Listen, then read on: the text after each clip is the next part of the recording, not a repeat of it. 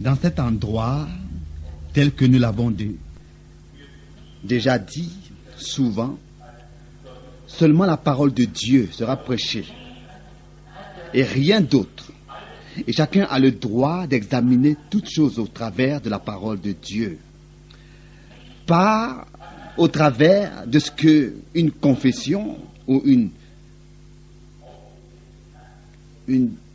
religion a comme précepte, mais seulement au travers des Saintes Écritures.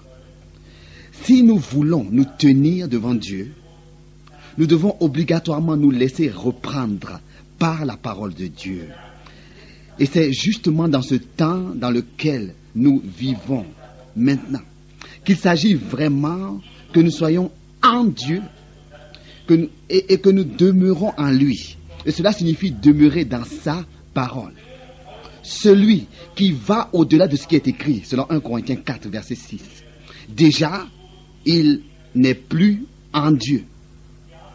Nous avons assez souvent entendu que la parole de Dieu est l'absolue vérité, et aussi longtemps que nous nous ajustons avec la parole de Dieu, nous sommes ajustés avec Dieu, selon Amos 3, verset 3.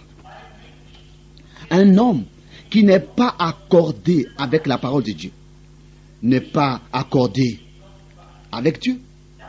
Ça, c'est une vérité que personne ne peut renverser. Ce soir, nous avons d'une manière particulière l'intention, avec nos jeunes, de nous adresser à nos jeunes frères et sœurs. Il y a des choses qui nous ont été transmises dans les Saintes Écritures, des choses que nous croyons, des choses que nous recevons, et nous sommes convaincus que ce sont justement nos jeunes qui aussi ne doivent pas être délaissés, mais qu'il est plutôt indispensable qu'ils reçoivent du soutien, de l'aide en ce qui concerne les questions décisives de la vie. Et nous croyons que ce soutien, cette aide vient de Dieu. Dieu veut leur accorder son soutien, son secours, pourvu que nos jeunes se laissent diriger par la parole de Dieu. Ici, il y a une parole dans le psaume 119. Nous commençons avec le verset 7. Le psaume 119 à partir du verset 7. Je te louerai dans la droiture de mon cœur, en apprenant les lois de ta justice.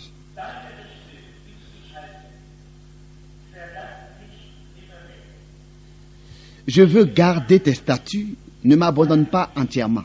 Verset 9. Comment le jeune homme rendra-t-il pur son sentier en se dirigeant d'après ta parole? Je te loue, je te cherche de tout mon cœur.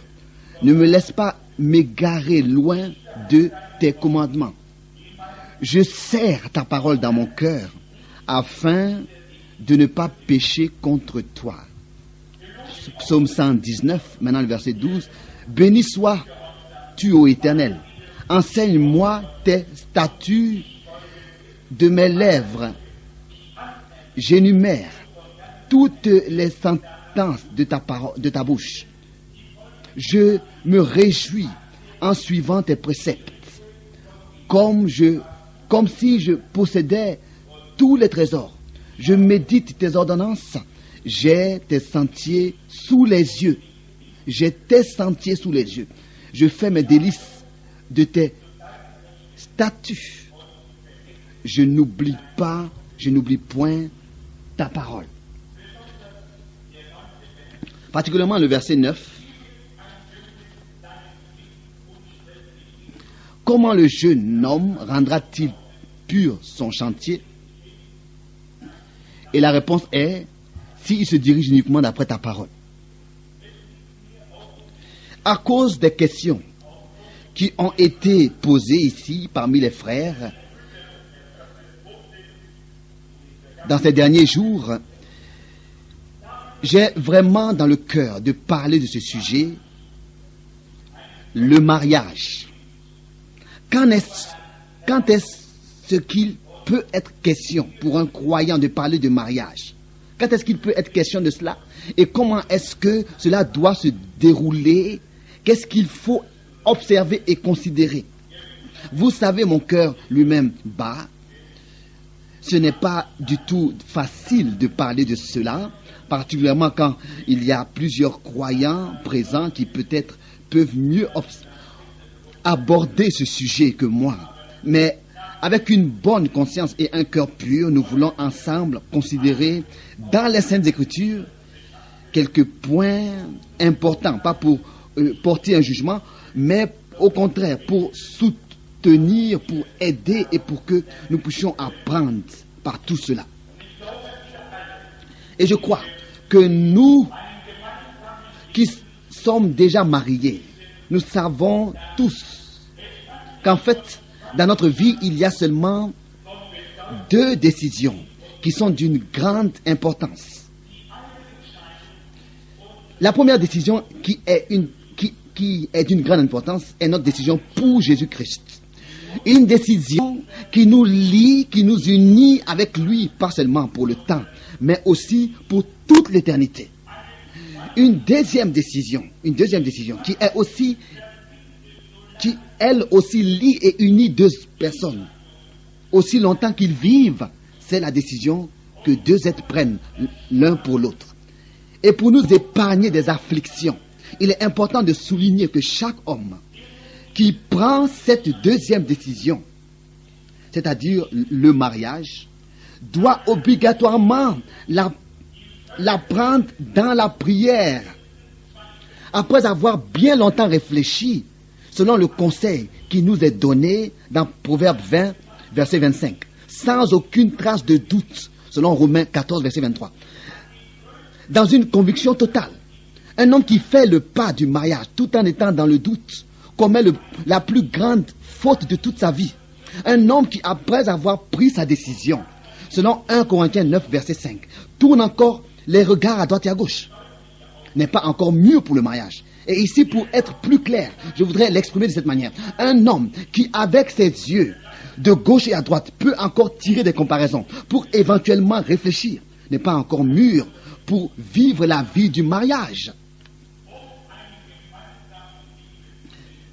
C'est pas possible. C'est seulement lorsque notre décision était fondée sur une conviction totale, une certitude, une assurance absolue, et que vraiment notre décision avait été prise venant de cette conviction, que seulement Dieu lui-même peut mettre dans le cœur. Parce que Dieu t'a convaincu, tu t'es décidé. Sans influence extérieure, liée à l'apparence extérieure, car cela est secondaire. C'est alors qu'au milieu des tribulations, nous pourrons tenir ferme et ensemble, passer par toutes sortes de chemins, difficiles. Parce que déjà, au commencement, nous étions décidés de la décision de Dieu. Alors nous pourrons passer ensemble par les difficultés de la vie. Dans ces jours, mes bien-aimés frères et sœurs, nous sommes prêts et disposés à diriger et à reprendre, d'après la parole de Dieu, tout ce qui peut être dirigé et repris par la parole de Dieu. Alors que ces choses soient ordonnées publiquement. La question adressée à nos jeunes frères est vraiment celle-ci. Comment est-ce qu'il faut qu'ils se conduisent dans le royaume de Dieu en face de toutes ces choses, selon 1 Timothée 3, verset 15. Je voudrais ici bien être compris, car ce n'est pas que je veux faire un reproche à quelqu'un. Si je dis ici qu'un serviteur de Dieu ou alors un prédicateur d'une assemblée locale n'est pas seulement là pour prononcer la bénédiction le jour du mariage, mais il est aussi là pour justement se tenir à la disposition des anciens avec des conseils dans les moments de décision dans lesquels justement deux personnes se trouvent. Il est impossible qu'après avoir fait un vœu, après s'être prononcé, nous remettons continuellement ces choses à plus tard, tout en fondant cela sur des arguments qui ne permettent pas aux autres de prendre position dans cette pleine conviction devant Dieu. Que ce qui sera dit devant tout le monde le jour du mariage peut être dit devant Dieu. Si ici, en cet endroit, ou bien quelque part d'autre, on dit que l'homme ne sépare pas ce que Dieu a joint, donc il y a une condition liée à cela. C'est-à-dire cette conviction que nous savons venant de Dieu, que nous exprimons de nos lèvres, que cette union est jointe par Dieu. Et s'il y a un doute qui est mis à cela, d'une manière quelconque, quoi qu'on dise, que c'est Dieu lui-même qui a joint, bon, on peut le dire, parce que le jour du mariage, la question sera posée. Mais quoi qu'on dise, ce n'est pas toujours obligatoirement selon la vérité. Et ici, cela n'a rien à voir avec ce qu'on pense pouvoir dire. Il ne s'agit pas seulement ici de dire quelque chose, de pouvoir dire quelque chose, mais avec un cœur pur, le dire en étant conscient que c'est devant Dieu que nous l'exprimons. Car c'est devant lui que nous voulons le dire. Avec cette conviction-là que c'est vraiment selon la réalité. C'est vraiment ainsi. Cela ne signifie pas que nous voulons quelque chose à quelqu'un, ou bien que nous remettons en question quelque chose. Mais j'ai vraiment dans le cœur de ne pas toucher le passé de quelqu'un, mais plutôt le futur. Et une fois pour toutes, exprimer clairement l'attitude qui convient à des enfants de Dieu. Nous savons comment est-ce que les choses sont dans le monde, ça nous le savons. Mais nous ne devons pas nous conformer au siècle présent. C'est ainsi que c'est écrit dans Romains 12, verset 2, parce que nous ne sommes pas de ce monde. C'est ainsi que nous le lisons dans Jean 17, verset 14. Le Seigneur Jésus dit, ils ne sont pas du monde, comme moi. Je ne suis pas du monde. Jean 8, verset 23. Donc de la même manière, et si nous sommes arrivés dans ce sujet, nous savons que les Saintes Écritures, il y a des versets qui parlent de ce sujet. Et c'était ainsi déjà depuis le commencement du monde. Nous savons que Dieu a uni des êtres qui étaient déterminés l'un pour l'autre, qui étaient faits l'un pour l'autre. Et c'est de la même manière que nous savons. De la même manière, nous savons aussi qu'il y a justement dans ce domaine beaucoup de cœurs qui souffrent et beaucoup de misère parmi les hommes. Et c'est en faisant un mauvais choix qu'on peut réellement le plus se faire du mal à soi-même. Un mal que personne peut réparer. Une parole que je voudrais lire ici, c'est dans 1 Thessaloniciens, je vais le lire dans la traduction d'Arby, le chapitre 4, à partir du verset 1. 1 Thessaloniciens, chapitre 4, à partir du verset 1. Au reste donc, frères, nous vous prions.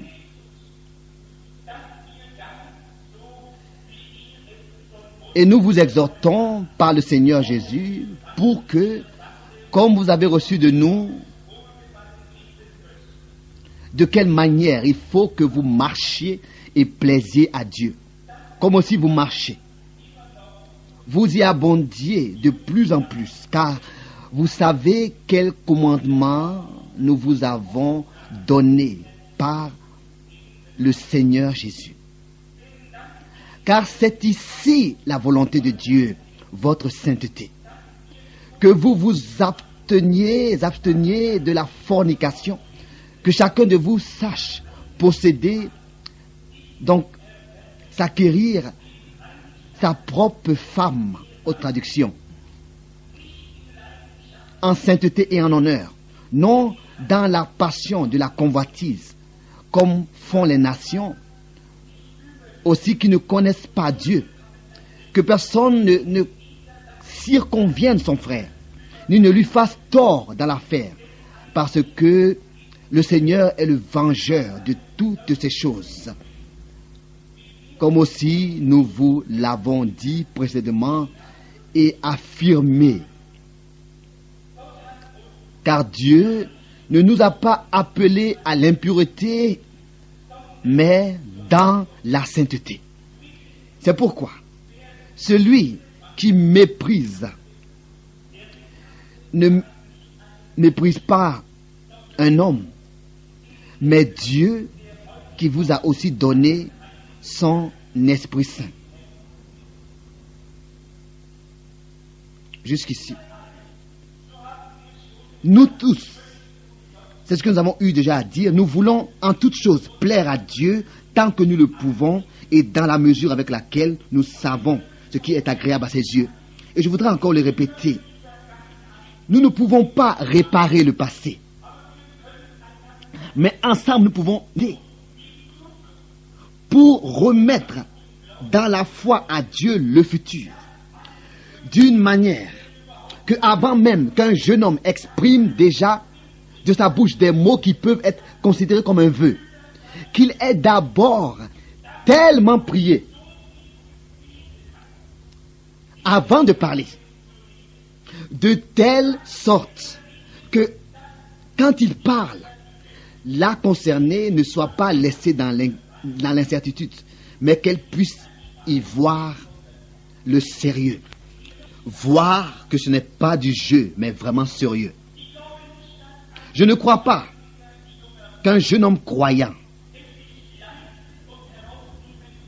puisse se permettre de frapper à plusieurs portes. Mais il doit savoir avant même de frapper quelque part que la porte lui sera ouverte. Ça, c'est la moindre des choses. Et c'est Dieu qui doit, par sa grâce, nous accorder ce discernement. Premièrement, moi-même, et peut-être que cela n'est pas important pour certains, mais alors que le temps était arrivé pour moi, j'en ai parlé à mon papa. Et je lui ai demandé, vous allez peut-être dire, oh, frère Franck, est-ce que cela était indispensable? Pour moi, c'était indispensable.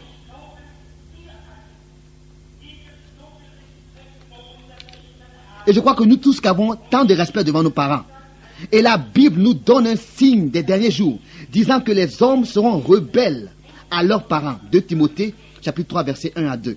Alors, si nous avons des enfants croyants, nous pouvons attendre d'eux. Et Dieu aussi peut attendre d'eux. Qu'ils soient obéissants en toutes choses. Et les parents désirent le bonheur des enfants. Si alors le temps est arrivé pour un jeune homme et qu'il a atteint la maturité nécessaire, pas ayant 15 à 16 ans, mais plus tard, d'une manière qu'il est conscient et qu'il a cette conviction qu'il ne veut pas être seul et passer la vie ainsi. Et ici, je voudrais vraiment le dire une fois pour toutes, ouvertement, que pour nous qui sommes croyants, il est écrit dans le Proverbe 13, verset 12, un espoir différé rend le cœur malade, mais un désir accompli est un arbre de vie. C'est ainsi que déjà c'est écrit dans le Proverbe 13, verset 12. C'est vraiment ainsi. Un jeune homme devrait remplir les années de sa jeunesse avec d'autres pensées que celles du mariage. Si ce n'est que le temps est venu pour lui, où il peut réaliser la chose et l'accomplir, où il est dans la possibilité de la réaliser. Sinon, il se met lui-même dans des problèmes, des peines et des difficultés nuit et jour. Et vraiment, ça s'épuiser et se tourmenter sans savoir comment maîtriser cela, parce que déjà, il nourrit sa conscience et son subconscient avec de telles pensées. Alors, d'abord, seulement quand le temps vient pour cela, c'est alors qu'on devrait se nourrir de telles pensées, s'occuper de telles pensées. Et cela, bien sûr, concerne seulement les frères, pas les sœurs, car les sœurs n'ont même pas à s'occuper avec de telles pensées. Seulement lorsqu'un frère vient lui demander la main. Et alors, elle a encore tout le temps pour ouvrir son cœur. Pourquoi est-ce que le mariage que Dieu a établi pour être une bénédiction pour nous devrait devenir la chose par laquelle nous nous mettons nous-mêmes dans des problèmes et mettons nous-mêmes des fardeaux dans nos vies desquels on ne peut même plus s'en sortir seul. Et on se demande, mais comment est-ce possible d'être en arrivé là? Surtout quand la faute repose sur nous. Nous devons être prêts alors à en tirer les conséquences. Vraiment, c'est ainsi, bien-aimés frères et sœurs. Les frères étaient présents lors de cet entretien ici, alors que les frères d'Amérique et d'autres parlaient de ce que frère Branham avait dit justement sur le mariage. Et il disait réellement, bon, je ne peux pas ici dire tout ce qui devrait être dit, car ce sont des choses que je dois dire seul à nos frères, ce que frère Branham m'a dit sur le mariage. Comment se marier. Mais regardez, déjà une promesse qu'un homme croyant fait, un vœu, n'est pas une chose qu'on exprime aujourd'hui et qu'on peut annuler demain. Notre oui devrait en toutes choses être un oui. Selon Matthieu 5, verset 37 et Jacques 5, verset 12. Et avant qu'une telle promesse, un tel vœu, en tant que notre oui, puisse être fait, il faut que la conviction soit déjà dans notre cœur. Et avant même que la conviction que nous avons reçue puisse devenir vraiment totale, il faut que vraiment les parents et les anciens l'approuvent. Car c'est cela la preuve pour celui qui se décide que sa conviction lui est venue de Dieu. Mais avant même d'en parler à ses parents et aux anciens de l'assemblée, selon 1 Pierre 5, verset 5, il faut que cela soit devenu une conviction dans vos cœurs. Vraiment. Et cette conviction est reçue seulement après avoir prié longtemps, sans relâche, et que nous sommes comme étant poussés à bout, parce que cela est devenu une détresse, une requête. Et vous savez que le temps est là.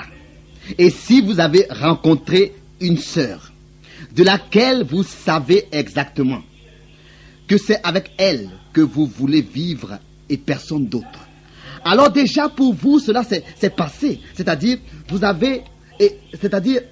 avec vous et aussi avec la personne concernée, ce n'est pas d'essayer ou alors de tâtonner dans l'obscurité ou de ressentir des sensations, mais c'est d'être joints ensemble par Dieu lui-même. Et alors on peut dire avec toute la certitude que l'homme ne sépare pas ce que Dieu a joint. Oui, c'est pas possible d'être séparé. Même si l'homme essayerait, c'est pas possible d'être séparé si c'est vraiment Dieu qui a joint. Alors, pour mettre de l'ordre et éviter d'entrer dans des problèmes, nous voulons nous conduire de cette manière. Parce que justement, il s'agit d'une décision qu'on ne peut pas prendre aujourd'hui et annuler demain. Parce qu'il s'agit d'une alliance que nous faisons, tel que déjà je le disais. Il y a deux décisions qui sont d'une grande importance. La première décision est celle que nous prenons pour Jésus-Christ, parce que c'est avec lui que nous voulons vivre pour l'éternité. Mais la deuxième décision, qui de la même manière a une grande importance pour une vie ensemble, c'est la décision, le choix que quelqu'un fait pour la personne avec laquelle il voudrait passer la vie. Il n'y a pas d'autre chose dans la vie pour lesquelles nous devons aller devant la face de Dieu avec tant de supplication, de persévérance et de sérieux pour ces deux choses, pour ces deux décisions. On ne peut pas annuler notre décision. Si aujourd'hui je veux décider d'acheter une certaine voiture, une certaine marque de voiture, je peux demain changer ma décision et opter pour une autre marque de voiture. On peut changer ou même annuler toute décision prise, que ce soit qu'elle a été prise avec Dieu ou sans Dieu. Mais cela est possible. Mais concernant la décision prise pour Jésus-Christ, c'est une décision qui est prise devant Dieu et avec Dieu, et elle demeure éternellement. Car il est écrit, Osée chapitre 2, verset 21, « Je serai ton fiancé pour toujours. Je serai ton fiancé par la justice, la droiture, la grâce et la miséricorde. Je serai ton fiancé par la fidélité et tu reconnaîtras l'Éternel. » Ça, c'est ce qui a été écrit, c'est ce que Dieu a dit. Maintenant, la chose est la suivante. Qu'est-ce qui convient à des jeunes frères quand ils viennent sous l'écoute de la parole de Dieu? Qu'est-ce qui convient à des jeunes frères? Nous ne sommes pas seulement vus par Dieu d'en haut, mais aussi des hommes de droite et à gauche, et de partout. Et pendant ces jours dans lesquels nos frères étaient ici, donc venant de l'Amérique, j'ai dû accepter les reproches qu'ils ont faits concernant des jeunes croyants parmi nous, qui se sont comportés d'une manière qui ne convient pas à des croyants. Même ici, en cet endroit, en fait, ils n'étaient pas d'ici. Ce n'est pas facile pour nous. Comprenez, nous, bien-aimés jeunes, vous êtes la génération que Dieu, de la même manière comme nous, a appelée et aime. Comme nous, Mais dans la maison de Dieu, il faut qu'il y ait la crainte et le respect devant Dieu, devant sa parole. Et tout ce qui appartient à cela doit être présent. On ne peut pas, après une réunion, aller dans la rue et échanger l'un avec l'autre des paroles peu convenables, ou alors se conduire de la sorte. Cela ne convient pas si vous prétendez avoir entendu et reçu la parole de Dieu. Alors cela n'a pas d'importance. D'où est-ce que vous venez? Vous sortirez de la réunion comme étant muet, parce que vous avez reçu dans votre cœur la parole de Dieu. Et comme Marie le faisait, vous la méditez. Et vos pensées sont dans la prédication que vous venez d'entendre. C'est manquer de responsabilité. Et c'est impensable de se permettre de telles choses qui ne conviennent pas à des croyants, encore moins à des gens qui doivent prendre part à l'enlèvement de l'église épouse et qui prétendent servir le Seigneur et se tenir à ses côtés. Il y a pour toute chose un temps, une place et un endroit. Mais cet endroit ici, dans lequel nous avons des conventions, est uniquement déterminé à l'écoute de la parole de Dieu. Nous devons venir ici et repartir sans être l'objet de médisance. S'il y a des choses que les jeunes ont à se dire, il y a assez de temps en dehors des réunions pour le dire. Donc, pas quand nous avons des conventions, pas quand nous avons des réunions. Si déjà cela devrait être indispensable, posez-vous vous-même la question. Si notre langue, si notre langage et notre conduite est comme celui du monde, posez-vous vous-même la question. Et que l'entrée de la salle de réunion devient un endroit pour raconter des histoires. Qu'est-ce que les gens penseraient de cela? Ils n'entreront même pas ils n'entreront même pas une seule fois dans cette salle pour écouter la parole de Dieu. Non, nous devons vraiment entrer en jugement avec nous-mêmes et implorer de tout notre cœur Dieu et lui demander vraiment son secours. Vous le savez très bien, nous sommes les derniers à vouloir imposer des choses à qui que ce soit, sans que ce soit en nous déjà quelque chose que nous vivons. C'est pas possible. Mais je crois que le temps est vraiment venu. Ça n'a pas d'importance que ce soit les jeunes ou bien les âgés. Nous devons être attentifs à ne rien faire qui soit pour notre frère une pierre d'achoppement ou une occasion de chute, mais plutôt être une bénédiction pour les autres, par la grâce de Dieu. C'est pour cela que ce qui est dit ici, nous ne voulons pas le recevoir comme un reproche, mais considérer cela comme venant du Seigneur qui nous traite comme ses enfants, selon Hébreux 12, versets 6 à 8, parce qu'il nous aime et voudrait nous corriger. Nous avons assez de possibilités, que ce soit par les chants ou bien par les instruments de musique, où les jeunes peuvent mettre à la disposition du Seigneur leur talent dans la pureté et la sainteté devant la face du Dieu vivant. Et comme déjà cela a été dit, si le temps vient où vous êtes dans l'état de pouvoir vous marier, alors vous saurez comment vous comporter, comment vous conduire. Mais cela n'a pas de sens pour un jeune homme qui a 16, 17, 18 ans, de se préoccuper de la pensée du mariage. Pourquoi? Parce qu'il n'est pas encore dans l'état de pouvoir le réaliser. Et c'est ainsi qu'on se met soi-même dans la détresse. Vraiment dans la détresse. Une détresse que nous avons nous-mêmes occasionnée. C'est pour cela que nous voulons occuper notre temps avec d'autres pensées et activités. Car aussi longtemps qu'il ne peut même pas être question de parler de mariage, nous devrions utiliser ce temps-là pour nous occuper plutôt de ce que nous avons à faire maintenant. Ce que nous avons à faire maintenant. Peut-être que vous direz, mais est-ce que cela doit être ainsi? Je suis le dernier. C'est ainsi que je l'ai déjà dit, nous l'avons déjà dit, à dicter des préceptes, des prescriptions et à exiger un certain âge pour se marier. Mais je ne peux pas faire autrement. Pourquoi est-ce que nous devrions nous-mêmes nous mettre dans des problèmes alors que cela n'est même pas nécessaire et indispensable? C'est de l'abondance du cœur, bien mes frères et sœurs, de l'abondance des pensées avec lesquelles on se préoccupe, on se nourrit, que notre cœur, notre corps se dirige. Et c'est de là que vient toute cette détresse. C'est uniquement à cause de cela. Tel que le proverbe 13-12 que nous avions cité le dit, ce n'est pas lorsque quelqu'un utilise à bon escient ses pensées et ses capacités que surviennent ces problèmes, mais plutôt lorsque nos pensées sont dirigées vers des choses que nous ne pouvons pas réaliser maintenant. C'est ça qui nous met dans des problèmes. Ici, les Saintes Écritures nous disent, dans 1 Thessaloniciens 4, verset 3, ce que Dieu veut, c'est votre sanctification.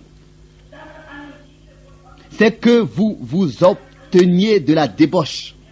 C'est que chacun de vous sache posséder, donc s'acquérir sa femme dans la sainteté et l'honnêteté. Autre traduction. Sans vous livrer à une convoitise passionnée, comme font les païens qui ne connaissent pas Dieu. Ça, c'est la parole de Dieu, bien mes frères et sœurs. Et nous devons nous soumettre à cette parole de Dieu. On ne peut pas passer notre temps à nourrir ces choses et permettre à la convoitise de se développer et de dominer sur nous. Mais plutôt tel qu'il est écrit ici, de s'acquérir sa femme avec sainteté et honnêteté. Devant la face du Dieu vivant. Alors, c'est ainsi que la bénédiction de Dieu reposera sur le mariage. Et que le bon plaisir de Dieu pourra être sur l'homme.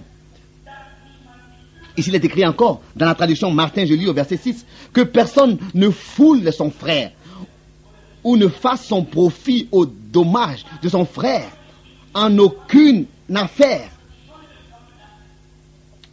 Que personne ne cherche son propre intérêt, selon 1 Corinthiens 13, verset 5, en séduisant celle que Dieu a déterminée à un frère, faisant tort à ce frère sans avoir égard à Dieu, selon Romains 14, du verset 7 à 9. Et que vous le croyez ou pas, ça, c'est le péché original. C'est ce qui s'est passé dans le jardin d'Éden. Et Satan nous laissera tranquilles concernant toutes les autres choses. Mais il voudra nous faire chuter quand il s'agit de conduire une sœur à devenir notre femme. Car nous devons le faire vraiment avec Dieu. Et c'est justement là que le malin se faufile. Parce que c'est dans ces choses-là que le péché et la colère de Dieu est venu sur l'humanité. Selon Romains 5, verset 12. Et c'est là que la séduction se trouve. Et c'est ainsi que Paul, par le Saint-Esprit, a donné cet avertissement, cette exhortation. D'abord, il place la parole de Dieu. Dans la traduction Martin, 1 Thessaloniciens 4, verset 3, parce que c'est ici la volonté de Dieu, savoir votre sanctification. Et que vous vous absteniez de la fornication. C'est la condition que Paul place. Étant pénétré par le Saint-Esprit, poussé par l'Esprit de Dieu. Et il dit ici, dans 1 Thessaloniciens 4, verset 2, la traduction seconde, vous savez en effet quel précepte nous vous avons donné de la part du Seigneur Jésus. Alors nous voyons que c'est contenu dans les Saintes Écritures, ce sujet, le mariage, que même notre comportement pour nous marier est décrit dans les Saintes Écritures. Et pour ceux qui servent Dieu et appartiennent à Dieu, il y a pour eux, pour toute leur vie, un ordre dans les Saintes Écritures, une directive à prendre. Et si, tel que nous avons lu, nous nous attachons à la parole de Dieu, nous n'allons pas prendre des décisions parce que d'autres les ont prises pour nous. Mais nous allons nous décider étant libres dans nos décisions. Et nous saurons que ça, c'est le chemin de Dieu pour moi. Et personne ne pourra vous empêcher de marcher sur ce chemin. Mais pour avoir la conviction totale que c'est le chemin de Dieu, ce n'est jamais, jamais une erreur. Que les enfants en parlent aux parents, leur apportant toute la confiance. Et même si déjà nous parlons avec nos parents de toutes sortes de choses, devrions-nous pas leur parler de la décision qui est la plus importante dans cette vie, et ne devrions-nous pas aussi confier cela à ceux que Dieu a établis pour nous prêcher sa parole, la parole du Seigneur? Si nous disons que nous sommes une assemblée, du Seigneur, ou alors que nous voulons le devenir. Une assemblée sur laquelle la bénédiction de Dieu se repose dans toute sa mesure et sa plénitude. Il faut alors que ces choses soient mises en ordre et trouvent leur place pour que personne ne trébuche. Mais qu'il y ait une telle harmonie au milieu de nous, et bien sûr, pour cela, il est nécessaire que nous devenions une lettre de Christ, lue de tous, lue de nos enfants, et pour cela, Dieu nous accordera son secours richement.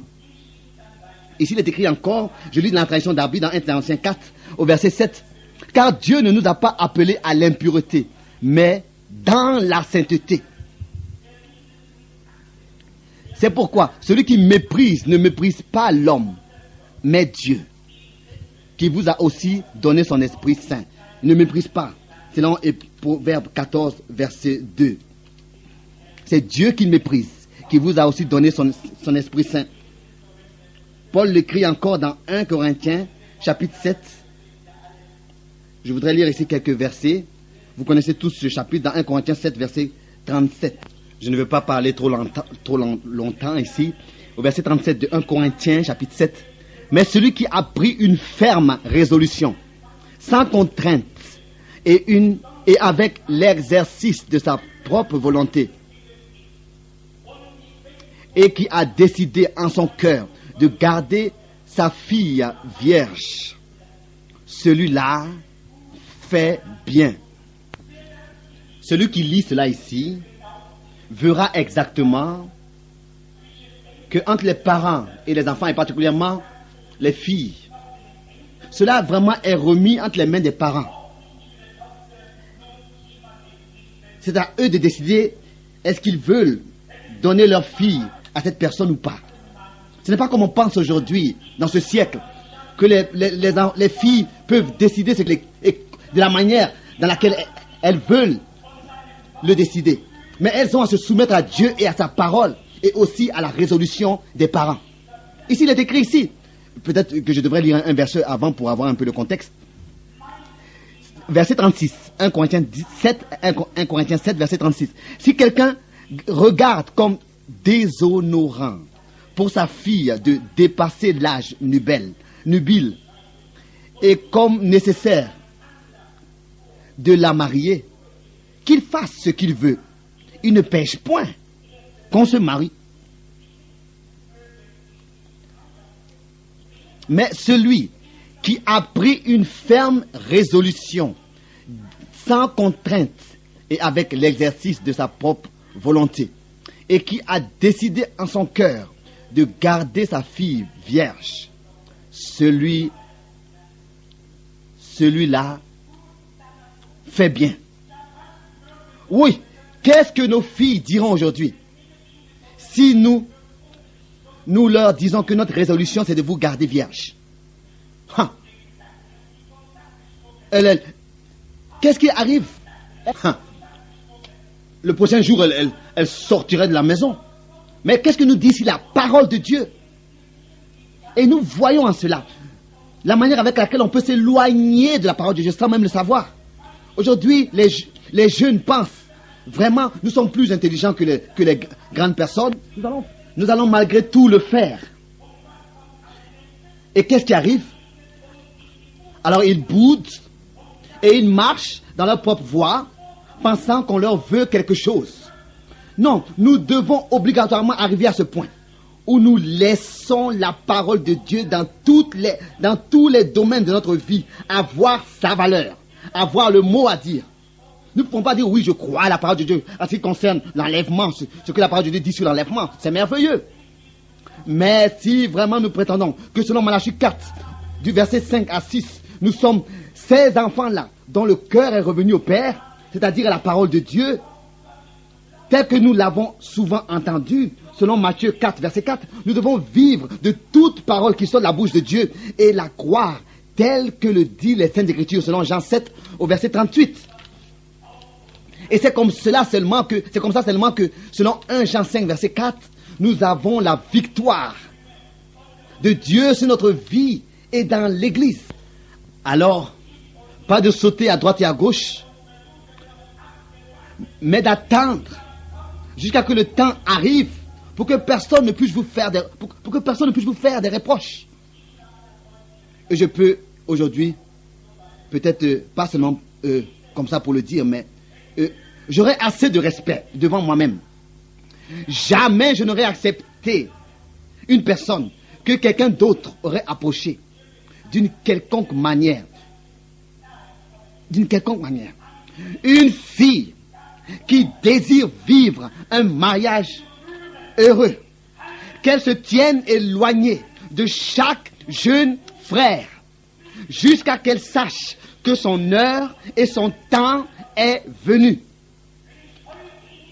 Si aujourd'hui devant vous, oh, je me tiens, est-ce que je devrais le dire? Nous sommes tous des hommes qui sommes dans la vie. Si je n'avais pas été le premier, si moi-même, je n'avais pas été le premier frère qui s'était approché de ma femme, je ne l'aurais pas prise. Je ne l'aurais pas prise. Comprenez bien cela. Vous allez dire, mais oh, est-ce que tu peux poser cette mesure? Oui, je ne sais pas si je peux la poser ou pas. Mais il y a une chose que je sais, c'est qu'un frère n'a pas de respect devant une femme qui s'est déjà approché de plusieurs frères, ici et là. Il n'a pas de respect. Il n'a pas d'estime. Chaque fille, chaque jeune sœur qui désire un mari qui la respecte et l'estime, qu'elle se tienne éloignée et évite toute apparence de mal et ne se laisse pas attirer dans quoi que ce soit jusqu'à que son heure soit venue et que vraiment elle sait que devant Dieu et les parents et les hommes, tout se tient pour ce mariage. Sinon le futur mari n'aura plus de respect pour vous. Rapidement, ce respect disparaîtra. Il y a beaucoup de femmes qui s'étonnent. Pourquoi est-ce que leurs maris n'ont pas de respect devant elles? Mais du respect devant une femme, une fille qui a déjà été avec ce frère et ce frère, qui s'est approché de tout le monde, et s'est déjà approché de tous, et ensuite, je suis le dernier, qui clôture tout. Être le dernier parmi plusieurs frères? Non. Un homme qui a du respect devant lui, devant lui-même et devant Dieu, il va d'abord bien réfléchir selon le proverbe 20, verset 25.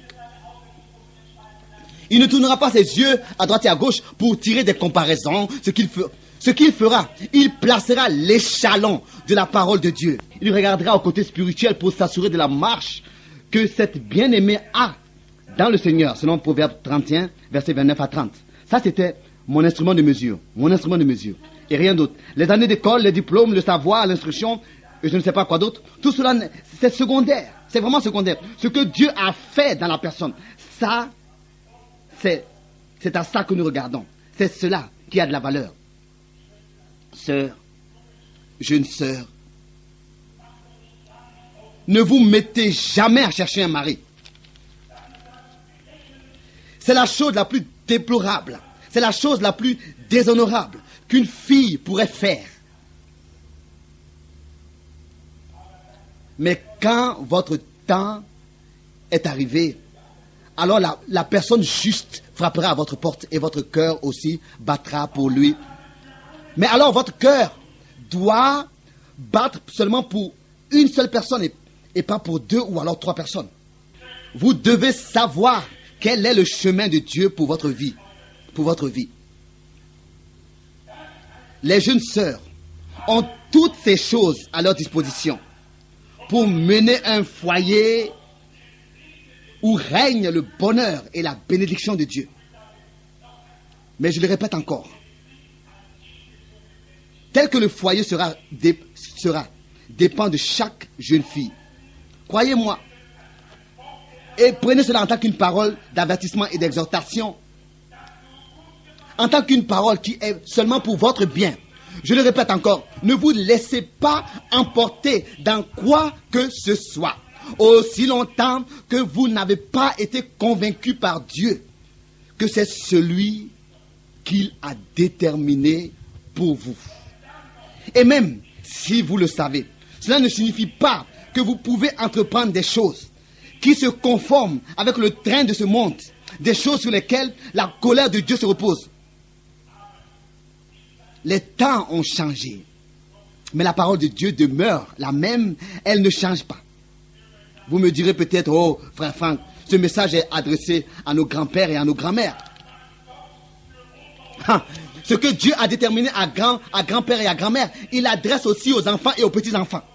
Et c'est d'après cela que nous avons à nous conduire. Un jour, vous me remercierez, tel que c'est écrit dans le Proverbe 9, verset 8, parce que, en observant cela, selon Deutéronome 4, verset 6, vous attirerez le bonheur dans votre vie et la bénédiction de Dieu se reposera sur vous. Et vous n'aurez pas besoin de demander quoi que ce soit et de dire, mais pourquoi est-ce que les choses sont ici? Mais la bénédiction de Dieu se reposera sur vous. Et ça, c'est le chemin tel que nous avons lu dans le psaume 119, verset 9. Comment le jeune homme rendra-t-il pur son sentier?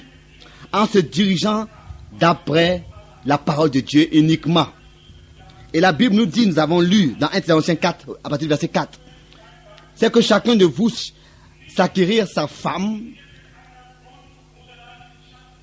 pas en se livrant à la convoitise passionnée, mais dans la sainteté et l'honnêteté. C'est ce que nous dit la parole de Dieu sur ce sujet. Il n'est pas écrit quelque part qu'une sœur s'acquiert son mari dans la sainteté et dans l'honnêteté. Non, c'est elle qui est cherchée. C'est elle qu'on vient prendre à la maison. Elle attend à la maison jusqu'à ce que l'heure et le moment est venu pour elle. C'est seulement si vous observez toutes ces choses que votre foyer sera béni. Et il sera bon d'y vivre. On n'a pas besoin de forcer les choses. Dieu a béni ce foyer depuis le commencement et il demeure béni. Mais il y a des conditions. Et il faut obligatoirement les remplir.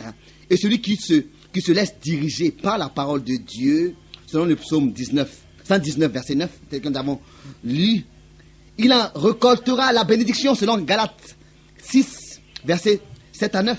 Une très grande bénédiction. Si quelqu'un pense en lui-même, je n'ai pas besoin d'observer tout cela. Je vais en finir sans observer tout cela. Je trouverai une issue. Oui, tu trouveras une issue. Mais de qui est-ce que plus tard tu trouveras une issue pour en finir quand il y aura des tribulations qui arriveront? Si déjà ceux qui observent passeront par des épreuves, pourquoi est-ce qu'il y a tant de problèmes dans ce sujet, concernant ce sujet, et parfois même dans des foyers croyants? Parce que l'estime et le respect l'un pour l'autre ont flétri. Et que par toutes sortes de petites choses, c'est devenu tout un effort qu'il faut produire pour être ensemble, pour avoir ensemble vraiment une intimité profonde, une communion l'un avec l'autre réelle. Mais c'est la parole de Dieu qui, au milieu de tout cela, demeure l'instrument de mesure. Elle nous montre la solution. Elle est la directive à prendre. Elle est l'ordre à suivre. Aussi dans ces choses, et c'est ainsi que Dieu pourra nous secourir tous. En cet endroit, nous avons eu à parler de toutes sortes de sujets. Pourquoi est-ce qu'aujourd'hui, nous ne parlerions pas de ce sujet tel que nous l'avons fait ce soir? Encore une fois, bien-aimés jeunes frères et jeunes sœurs, croyez-moi, nos cœurs sont élargis pour vous comme c'est écrit dans 2 Corinthiens 6, 11 à 13 et dans 2 Corinthiens 7, 1 à 3. Nous ne voulons pas que la souffrance vienne sur vous, mais plutôt la joie et la bénédiction de Dieu, la bénédiction du Dieu Tout-Puissant. Mais je vous mets encore cela dans le cœur. Avant que vous commenciez à frapper quelque part à une porte, prenez d'abord beaucoup de temps dans la prière. Et vous n'avez même pas besoin de prier jusqu'à ce que vous ayez atteint l'âge nécessaire pour le mariage. Ne commencez pas déjà à prier à 16, 17 ans, mais plutôt vers 19 ans, 20 ans. Et vous avez encore tout le temps pour le faire, en sachant que vous pourrez le réaliser. N'en faites pas une histoire qui vous met vous-même dans la détresse. Et alors, quand vous priez sérieusement, devant la face du Dieu vivant, et sûrement qu'il vous exaucera. Et il vous mettra dans le cœur ce que vous devez faire. Et à la personne concernée aussi, sûrement. Après que Dieu ait convaincu un homme, un jeune homme, lui faisant comprendre que c'est cette sœur-là qu'il veut pour lui. Je n'ai jamais entendu que la sœur a dit non à ce frère, après que ce frère lui ait ouvert son cœur. Mais il faut vraiment que cette conviction soit totale. Et ça, c'est seulement Dieu qui peut la procurer. Cette conviction ne vient pas par des songes et des choses de la sorte. Les songes ont une autre signification. Ici, il ne s'agit pas de rêve, il s'agit de la réalité. Et là, c'est Dieu lui-même qui doit nous secourir. D'abord, attendre le temps adéquat, le temps juste, pour ne pas soi-même se mettre dans des problèmes. Et alors, avant même d'entreprendre quoi que ce soit, passer du temps devant la face du Dieu Tout-Puissant. Parce que cela ne convient pas à des saints de faire un vœu à une sœur et de la laisser tomber. Cela ne convient pas à un croyant. Car quoi que nous fassions en parole et en œuvre, nous devons faire tout au nom du Seigneur Jésus, selon Colossiens 3, verset 17. Et nos paroles doivent être des paroles prononcées devant la face de Dieu. Et avant même de faire un vœu à une sœur, il faut être mûr. Ce n'est pas quelque chose qu'on prononce comme un enfant. Il faut avoir l'âge adéquat.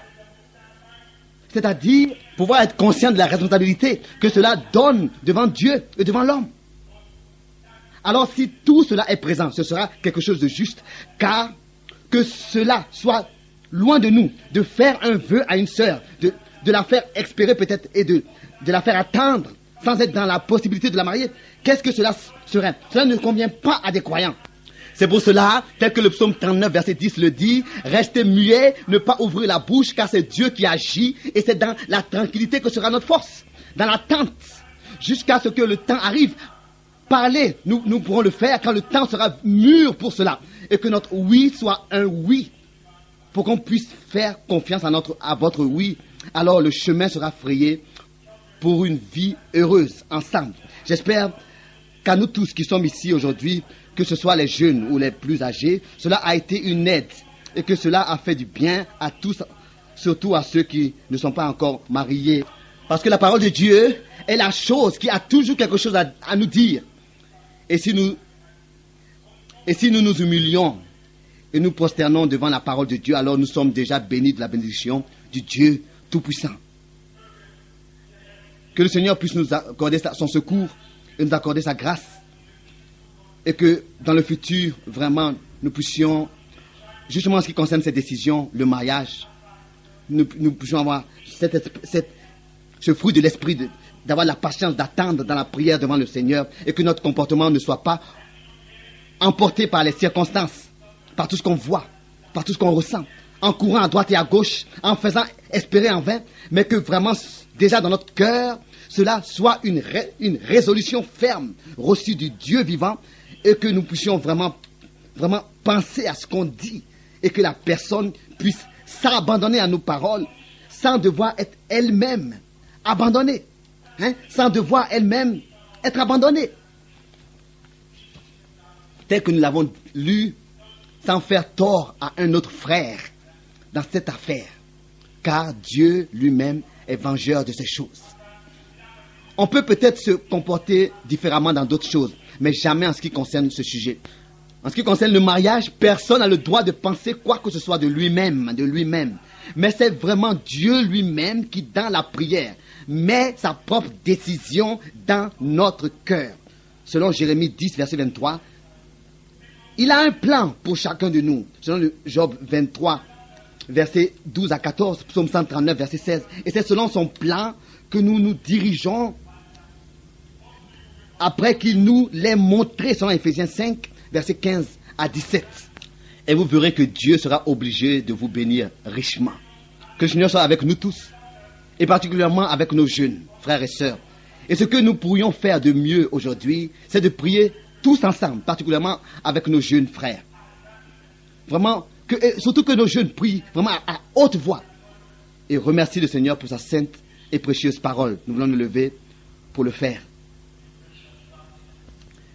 Père Céleste, nous ressentons ta présence et ta bénédiction, ô Dieu. Je te prie, ô Seigneur, que tu puisses aussi ne pas laisser cette parole revenir vide à toi, qu'elle puisse produire l'effet pour lequel tu l'as envoyée, et que les blessures soient guéries, ô Dieu, et que selon Colossiens 3, verset 15, ta paix soit dans tous les cœurs et puisse régner et dominer sur nous. Que cette paix de Dieu puisse être, Seigneur, liée dans les foyers, dans les familles et dans tous les cœurs, ô Dieu. Seigneur, nous te demandons encore une fois, nous te supplions que tu puisses à tous accorder la grâce de recevoir cette exhortation, cet avertissement de ta parole, de le recevoir dans leur cœur, pour que tous soient gardés des difficultés et des afflictions. Oh Dieu, que personne n'agisse tel que c'est écrit dans Jude 16 dans le Nouveau Testament, se plaignant de son sort, pensant lui-même pouvoir diriger sa vie. Oh Seigneur, nous savons que tout dépend de ta bénédiction. Et ta parole nous a montré ce soir comment est-ce que tu pourras nous bénir et être avec nous. C'est-à-dire si nous nous attachons en toutes choses à ta parole. Oh Dieu, que ce jour soit un jour de décision. Nous avons adressé ta parole à nos jeunes frères et sœurs, qu'ils puissent rendre leur cœur ferme, de manière qu'ils n'aient plus le désir de marcher dans leur propre pensée, dans leur propre voie, mais d'abandonner leur voie et de marcher dans ta parole, dans ta voie pour leur vie. Oh Seigneur, nous te supplions et nous te remercions dans le nom de Jésus-Christ.